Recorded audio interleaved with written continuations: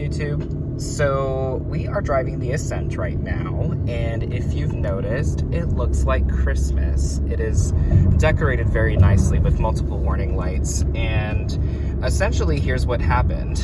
The gas cap was left off at the gas station, didn't know about it, and basically the whole thing lit up like an angry ex-girlfriend showing up to her ex's house.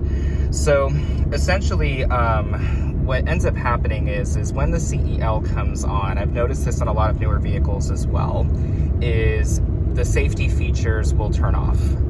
Essentially right now I don't have eyesight, I don't have cruise control, I don't have lane keeping assist, and I don't have the, well, I guess the front end collision is going to be the eyesight.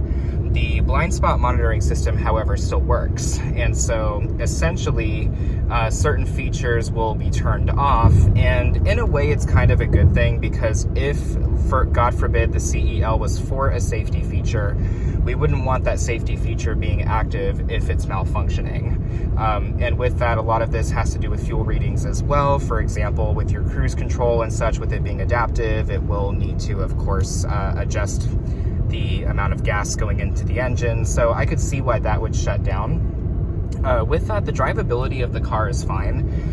We talked to a technician at Subaru, and basically they said they could reset it. I don't want to do the whole negative battery cable thing, because what ended up happening with my Tucson after it was left tapped was I lost the blind spot monitoring completely when I reset when I reset the computer. So I could clear the code and see if that helps, but with that, I don't know if it requires calibration because of these safety systems being so advanced. So they also told us to give it a couple days and essentially let it run a few more evat tests. It has to be, I think, 3 successful evaporation or evat tests in order for the CEL not to eliminate.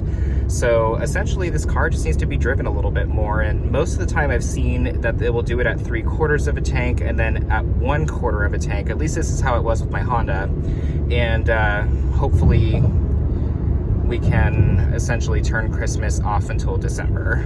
So that's that, folks. This is what happens when you leave your gas cap off.